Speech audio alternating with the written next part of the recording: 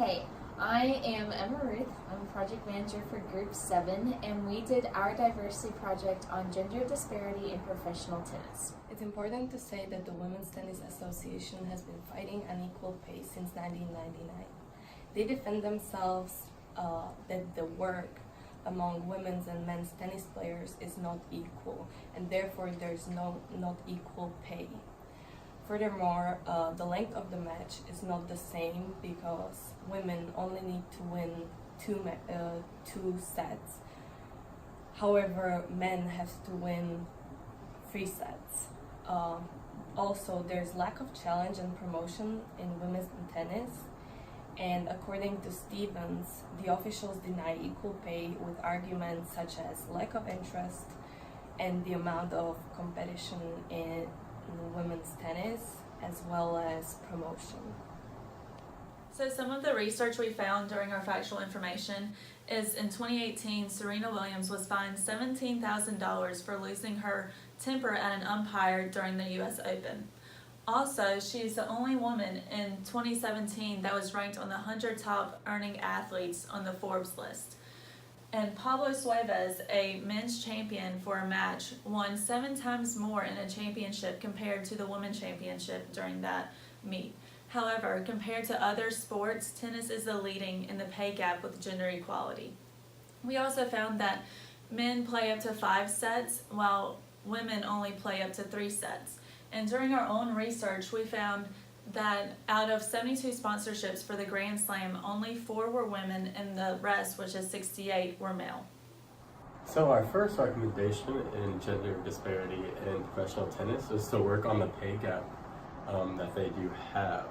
So men and women in tennis are paid fairly, or at least women in professional tennis are paid fairly well when compared to other professional sports.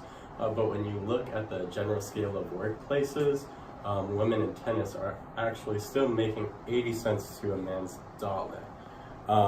So what we propose for tennis to do is follow the guidelines of its 4 major tournaments, such as the US Open, where they both pay men and women equally in terms of payouts on place finishes. What this would do for the game of tennis is it would encourage participation by the youth to hop into the game, because they know that if they put in all this work and then they become professionals, they will be paid fairly when it comes to being a man or a woman. I'm going to be doing recommendations 2 and 3 for gender disparity in professional tennis. And for recommendation 2, we think that the sponsors of all the Grand Slam events should be more equal when it comes to the CEOs who actually of the companies who sponsor them. So, for example, 72 of the total sponsors, there are 68 male CEOs and only 4 female. And this can lead to a problem because there are a couple CEOs who aren't a big fan of female tennis compared to male tennis. Like Raymond Moore, the CEO of BNP Paribas, which is a sponsor of the Roland Garros. He said women in the WTA ride the coattails of men, and that is just absolutely terrible.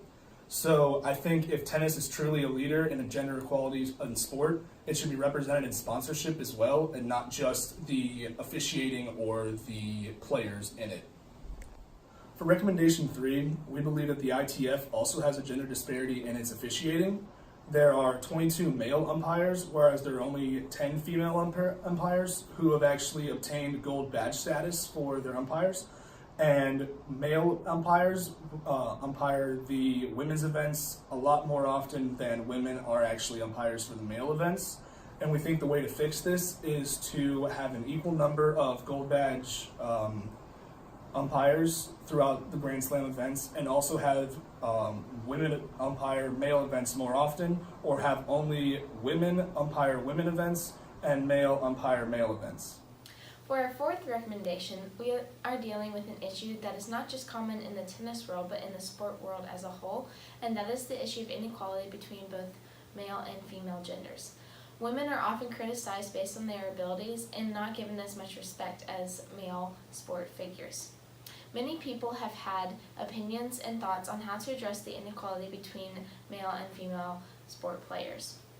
For example, in the tennis world, prominent tennis figure Andy Murray proposed that children should start playing on the same courts as each other from a young age. This would set the same precedence for both male and female tennis players.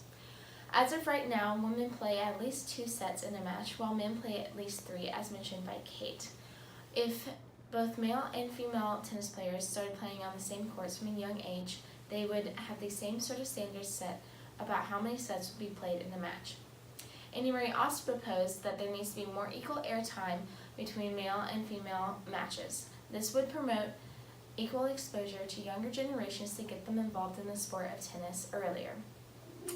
In conclusion, we hope that you guys have learned more about gender disparity in professional tennis, the issues that need to be addressed, and how we could potentially solve them. Thank you.